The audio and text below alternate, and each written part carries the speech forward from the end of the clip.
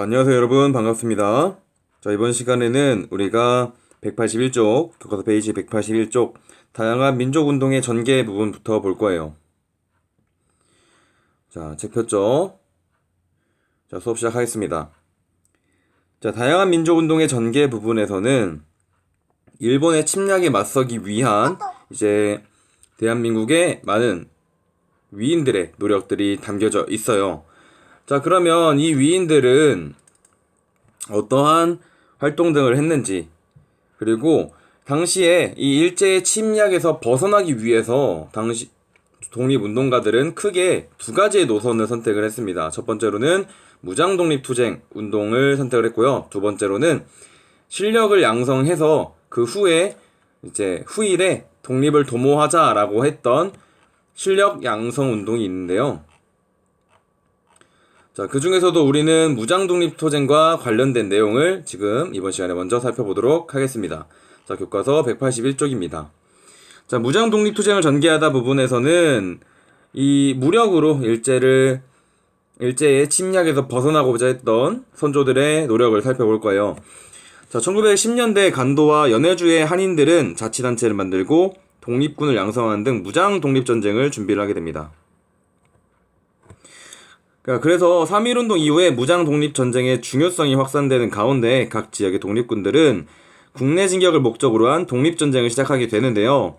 대표적인 전투로는 봉오동 전투가 있습니다.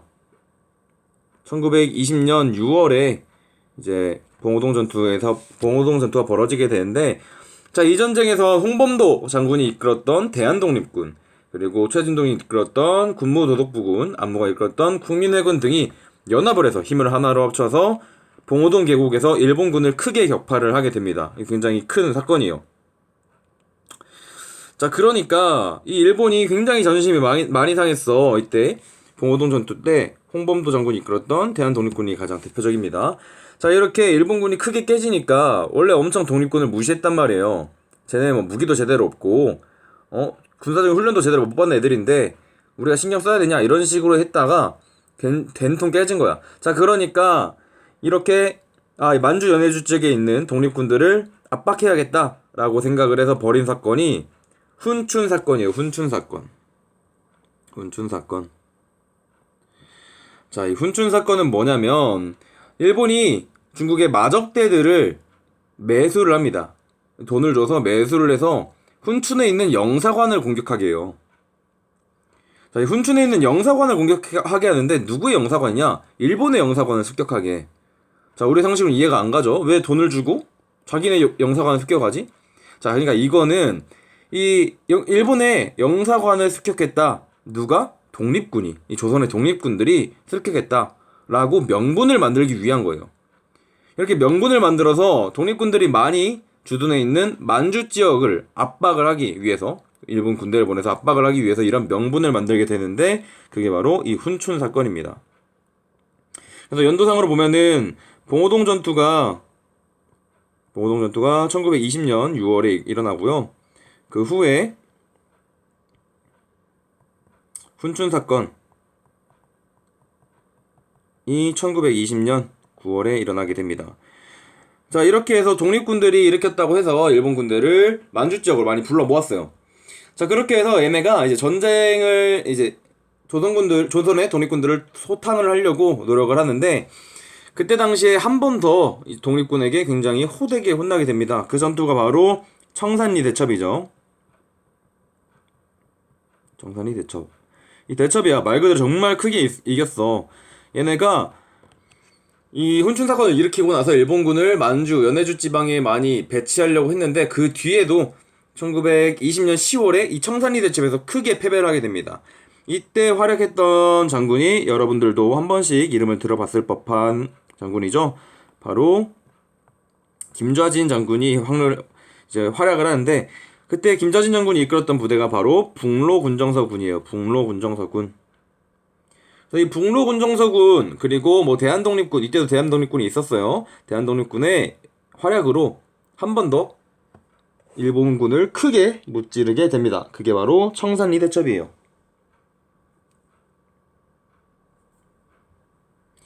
자, 그럼 다음 페이지로 넘어가서 자, 이렇게 일본군이 자신들의 굉장히 군사적으로 자신이 있었어. 왜냐? 이 동아시아에서 이 일본군을 막을 수 있는 나라가 없었어요. 청나라도 이미 이긴 상태고 하다 보니까 이 굉장히 힘이 셌고 러시아랑도 전쟁을 해서 이긴 상태란 말이야. 실전 경험도 많고 신식 무기를 갖추고 있고 그리고 군사훈련도 많이 받았어요. 자, 그런데 이러한 군대가 체계 잘 갖춰진 군대가 이 조선의 독립군들에게 손도 못 쓰고 당해버린 거야. 자, 그래서 이 조선 독립군들의 근거지를 없애버리겠다라고 하면서 이 일본군들이 벌였던 사건이 바로 간도참변입니다. 이 간도참변은 1920년도부터 21년도까지 일본군들이 일으키게 되는데, 이 간도참변은 정말로 잔인해요. 이 독립군과 관련이 없는 일반 민간인 마을까지도 학살을 하고 불지르고 말 그대로 양민학살을 저지릅니다. 그래서 이 한인 마을들을 다 습격하고 불태우는 사건이 일어나고요. 자, 이렇게 일본군들이 무자비하게 탄압을 하니까 이 독립군들이 발 디딜 곳이 없는 거야. 그래서 일본군의 공세를 피하기 위해서 밀산부라는 곳으로 집결을 하게 됩니다. 1921년에 밀산부로 독립군들이 모이게 돼요. 그러니까 이때 당시 이미 이 독립군들은 갈 길을 잃었어. 다 뿔뿔이 흩어지고 하던 중에 이 밀산부란 곳에서 한 번 더 모이게 됩니다. 그래서 밀산부에서 모여서 당시에 서일이란 사람이 주도하에 대한독립군단이라고 하는 부대를 다시 만들기도 하고요. 자, 그런데 이때 이렇게 모였던 독립운동가들이 우리가 러시아로 이동하자라고 얘기가 나오게 돼요. 자, 왜 러시아로 이동을 하냐면 당시에 소련이 약소민족의 민족운동을 지원하겠다라는 얘기를 하게 됩니다. 러시아가 이런 약속을 했었어. 이때 당시 소련이죠. 러시아에 들어있던 전부 소련이 이 약소민족의 민족운동을 지원해주겠다라고 약속을 해요. 자, 그러니까 야, 그러면 이 소련의 말을 믿고 우리가 러시아로 건너가자. 러시아에서 지원을 받자라는 얘기가 나오게 됩니다. 그렇게 해서 독립군들이 이 연안에 있는 러시아령 자유시로 이동을 하게 되는데, 이때 사회주의 계열의 항일 유격 부대들도 이쪽으로 모여들게 돼요. 자, 그런데 이 사회주의 계열, 이때는 사회주의 계열과 민족주의 계열이 서로 이념의 차이로 좀 사이가 좋지는 않았어요. 자, 그러던 중에 이 소련 내에서도 내분이 일어나고 있었어요. 적군과 백군이라고 하는 이 부대들이 서로 싸우고 있었어요. 자, 이 소련 내에서도 내분이 일어나고 있었고, 소련 내에서도 이 러시아에서 적군 대 백군이 싸우고 있었어요. 거기다 더해서 이 독립군이 러시아의 자유시 내에서 이 지휘권을 둘러싸고 싸운 거야. 자, 그러니까 서로 이제 무력으로 갈등을 빚게 되니까 이 러시아 입장에서는 독립군을 무장해제를 시키려고 하는 거예요. 그래서 러시아 적군이 독립군의 무장해제를 강요를 하는데, 이때 당시에 수백 명의 독립군들이 잔혹하게 죽임을 당하게 됩니다. 그 사건이 바로 1921년에 있었던 자유시 사건이에요. 또 다른 말로는 자유시 참변이라고도 합니다. 자, 이 자유시 참변으로 인해서 독립군이 러시아 적군에 편입이 되거나 포로가 되는 일이 발생을 하고요. 일부만이 만주로 돌아올 수 있어서 이 만주로 돌아온 독립군은 다시 전열을 재정비하고자 노력을 합니다. 자, 그 아래 자료에 보면은 간도참변 당시에 얼마나 잔인한 모습들이 있었는지 그런 내용들이 나와 있는 거고요. 한 번씩 쭉 읽어보면 당시 간도참변이 얼마나 잔인하게 일본군들이 양민학살을 했는지를 볼 수 있습니다. 자, 그러면 다음 페이지로 넘어가면, 자, 이렇게 처음에 간도참변이 있고 나서 뿔뿔이 흩어졌다가 다시 이 자유시로 모였어요. 근데 자유시에서도 자유시 참변을 당하게 되죠. 자, 그렇게 되니까 독립군들이 와해가 됐었어요. 자, 이렇게 흩어진 독립군들을 다시 재정비를 하자라고 해서 세 개의 조직이 만들어지게 되는데, 그 조직들이 바로 참의부, 정의부, 그리고 신민부입니다. 이렇게 3부가 성립이 돼요. 참의부, 정의부, 신민부. 자, 그 중에서도 참의부는요, 압록강 건너서 지반이라는 곳을 중심으로 동포 사회를 관할했던 대한민국 임시정부의 군정부입니다. 대한민국 임시정부 소속의 군정부라는 게 특징이겠죠. 참의부의 특징, 대한민국 임시정부 소속의 군정부이다. 자, 이 정의부 같은 경우에는 하얼빈 남쪽 지역을 담당했던 정부이고요. 자, 신민부 같은 경우에는 어떤 게 특징이냐면 러시아에서 돌아온 독립군이 중심이 됐대. 그래서 여기에는 대표적으로 우리가 아까 청단리 대첩을 이끌었던 김좌진 장군과 그리고 그 외에 당시 이제 만주 러시아 지역에서 겨우겨우 살아 돌아온 인물들이 신민부를 조직하고 중심이 되어서 이끌게 됩니다. 자, 이러한 3부는 독립군을 재정비하고 어떠한 노력들을 하느냐. 자, 이 독립군의 재정비는 1924년에서 25년 사이에 독립군의 재정비가 이루어져서 상부가 성립이 되고요. 이 3부는 어떤 특징을 가지냐면 자, 봅시다. 이 동포사회를 이끌어가는 민정조직과 독립군의 훈련 및 작전을 담당하는 군정조직을 갖추고 있었다는 게 첫 번째 특징입니다. 두 번째로는 행정, 입법, 사법의 조직을 구성했다. 자, 대한민국 임시정부에 대해서 배울 때 우리가 행정, 입법, 사법, 이 권력을, 나라의 권력을 세 개로 나누는 삼권 분립이 이루어져 있었다라고 배웠어요. 자, 그런 것처럼 이 참의부, 정의부, 신민부도 그냥 여타 다른 있었다가 없어지는 그런 조직들이 아닌 이 행정, 입법, 사법으로 나라의 권력을 나누고 민정적인 조직, 군정적인 조직을 갖추고 있었던 나름의 임시정부의 성격을 띄었던 단체들이다. 그리고 이 단체들은 또 동포들이 내는 세금으로 조직과 군대를 운영한 일종의 공화주의 자치정부였어요. 이 공화주의라는 게 특징이겠죠. 이게 세 번째 특징입니다. 공화주의가 특징이야, 공화주의. 그러니까 이 지역의 동포들이 진짜 실제로 세금도 내고 그것처럼 나라가 굴러가는 것처럼 세금을 통해서 단체들을 운영했다.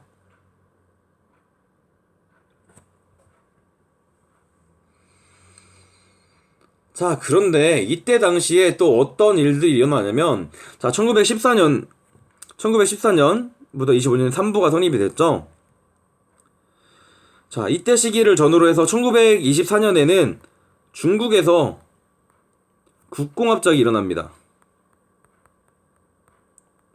자, 이 사회주의를 채택한 공산당과 이 자유주의 이념을 채택한 국민당이 서로 중국에서 대립을 하고 있었어요.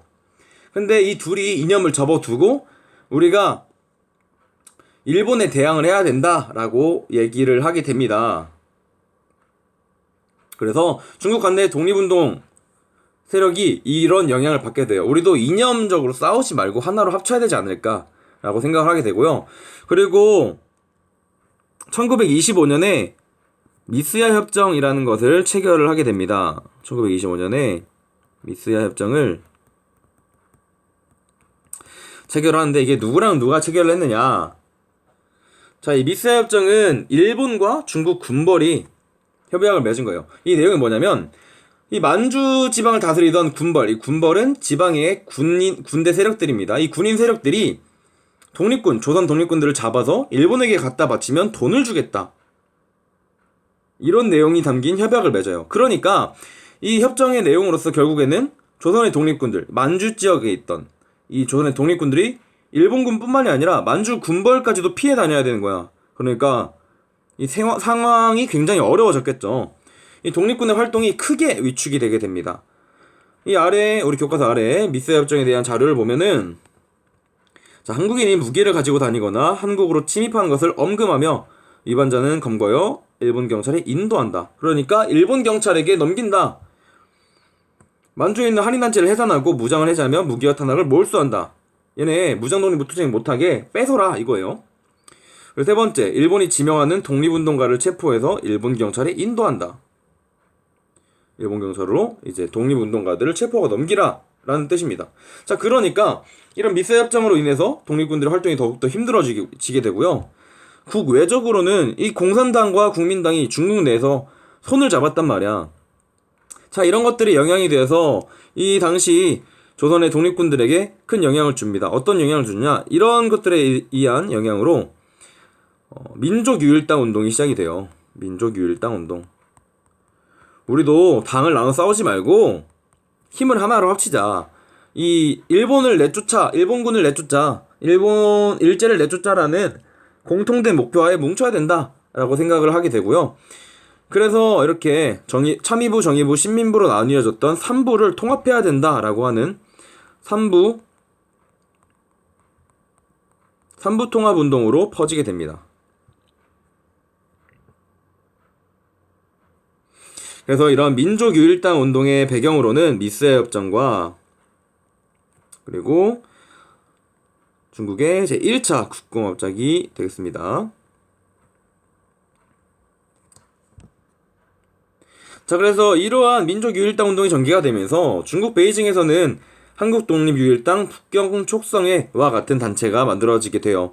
한국이 독립을 위해서 유일당, 하나의 당을 만들어야 된다, 뭉쳐야 된다 라는 단체가 북경회에서 만들어지는 거예요. 그래서 한국독립유일당 북경촉성회라는 단체가 만들어지기도 하고요. 자, 이렇게 삼부통합운동이 일어나서 정말로 하나의 단체로 만들어졌으면 좋았겠지만 그렇진 못했어요. 서로 갈등이 있었기 때문에 하나로 합쳐지지 못하고 이 세 개의 단체가 삼부가 결국에는 두 갈래로 나뉘게 되는데 바로 국민부와 혁신의회로 나뉘게 됩니다. 혁신의회로 나뉘게 돼요. 그래서 이 국민부와 혁신의회로 나뉘게 되는데 이 남만주 지역에는 국민부가 있었어요. 그래서 국민부는 조선혁명당과 조선혁명군을 결성을 해서 항일 무장투쟁을 계속하게 되고요.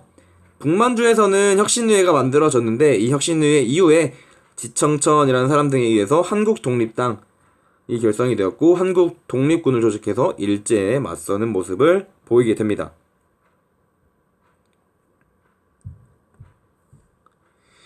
자, 그래서 큰 흐름을 다시 한번 살펴보자면 어떤 거냐. 자, 1920년대 이제 봉오동 전투 이후 일제가 이 조선 독립군들을 막기 위해서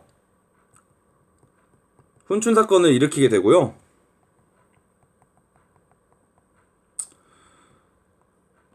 자, 이 훈춘 사건 이후에 한 번 더 일제가 지게 돼요. 전쟁에서 청산리에서 크게 패배를 하게 됩니다. 자, 이것 때문에 이 조선 독립군들 아예 몰살시키자라고 하면서 일제가 간도 참변을 일으켜요. 자, 그러니까 근거지를 잃은 독립군들이 막 헤매. 그러다가 밀산부라는 곳에서 집결을 하게 되고요. 이 소련이 약소 민족의 독립운동을 도와주겠다라는 소리를 듣고 러시아의 자유시로 갔다가 그곳에서 무장해제를 당하는 자유시 참변을 당하게 됩니다. 자, 근데 이렇게 자유시 참변을 당하고 나서 이 독립군들이 정말 뿔뿔이 흩어져요. 러시아까지 갔는데도 피해를 입었잖아. 그러니까 이 특정한 조직 없이 굉장히 오랜 시간, 몇 년 정도 이 뿔뿔이 흩어져 있다가 다시 한번 재정비를 하게 되는데 그게 바로 참의부, 정의부, 신민부로 통합을 하게 되고요. 이 세 조직은 각각 민정조직과 군정조직을 갖추고 행정, 입법, 사법 조직을 구성했으며 동포들이 낸 세금으로 운영이 되고 일종의 공화주의 자치정부였다라는 특징들을 가지고 있는 단체들이죠. 자, 그런데 이렇게 해서 만들어진 단체들이 이제 미스야 협정 그리고 중국의 국공합작 등의 영향으로 인해서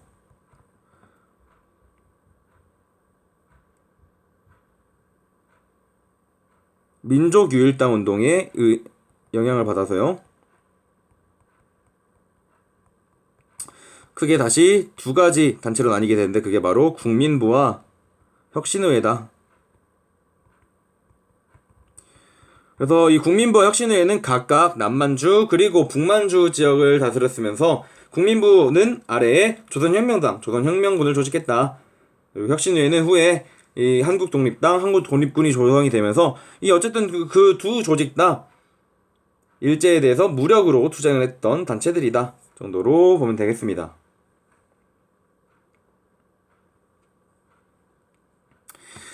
자, 다음 페이지에는 이렇게 단체가 만들어져서, 이 정부 조직이 만들어져서 일제에 대항을 했던, 무력 대항을 했던 조직들 뿐만이 아니라 이 개인의 투쟁에 의한, 그리고 개인의 뭐 나쁘게 이제 안 좋게 말하자면 뭐 테러로 의해서 일본인들을 몰아내자라고 얘기를 했던 단체가 있어요. 그게 바로 의열단입니다. 의열단.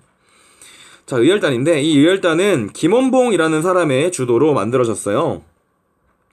그래서 이 사람들이 하는 행동은 대부분 이제 조선 총독 친일파들을 암살하고, 이런 식민지 기관을 파괴하고, 폭탄을 던져서 파괴하고, 이러한 행동들을 수행을 했습니다. 그래서 이 의열단은 어떠한 것을 이념으로 삼았냐? 신채호라는 사람이 작성했던 조선혁명선언이라는 것에 보면 이 의열단의 기본 정신들이 나타나 있어요. 그래서 우리 생각을 키우자 아래 넘어가서 보면은, 자, 이게 조선혁명선언에 나와 있는 글입니다. 자, 우리는 외교론, 준비론 등의 미몽을 버리고, 그러니까 외교론, 준비론처럼 이 말도 안 되는, 이 겉보기에 좋아 보이는 이런 꿈들은 버리고 민중이 직접 혁명의 수단을 취해야 된다 라고 주장을 하는 거예요. 그래서 우리는 민중 속으로 가서 민중과 손을 맞잡아 끊임없는 폭력, 암살, 파괴, 폭동으로서 강도 일제의 통치를 타도해야 된다 라고 얘기를 하게 됩니다. 그러니까 과격한 방법들로 일제를 이 한반도에서 몰아내야 된다 라고 주장을 했던 게 의열단인데요. 우리 왼쪽에 보면은 연표에 보면 대표적으로 그런 의열단 활동을 했던 인물들이 나와 있습니다. 자, 근데 이런 활동을 했던 의열단도 1920년대 후반부터는 개인폭력 투쟁의 한계를 느끼고 조직적인 항일 무장 투쟁으로 노선을 바꾸게 되는데, 뭐 김원봉을 비롯한 당원들은 중국의 무관학교, 이 황푸군관학교에 입학을 해서 정규 군사교육을 받기도 하고요.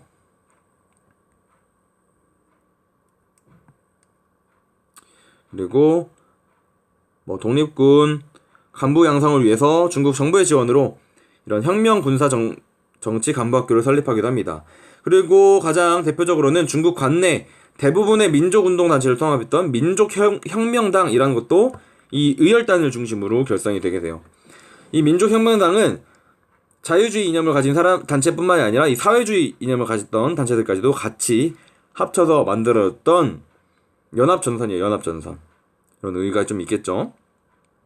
자, 이렇게 의열단이 개인의 투쟁에 의한 일제를 한반도에서 몰아내고자 하는 노력들을 했고요. 이 의열단 외에도 뭐 강우규라든가 조명화 같은 분들도 이제 개인적으로 일제를 몰아내기 위해 이러한 투쟁을 하셨다 정도 보면 되겠습니다.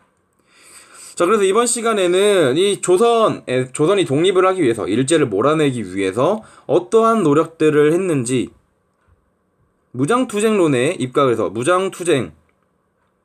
입각을 해서 어떠한 사람들이 어떠한 노력들을 했는지 살펴봤고요. 우리 다음 시간에는 이 다른 노선인 실력 양성운동, 먼저 실력을 키우고 그 다음에 독립을 쟁취하자라고 주장을 했던 사람들이 어떠한 활동들을 했는지 그 내용에 대해서 살펴보겠습니다. 자, 그러면 이번 시간은 여기까지 하도록 할게요.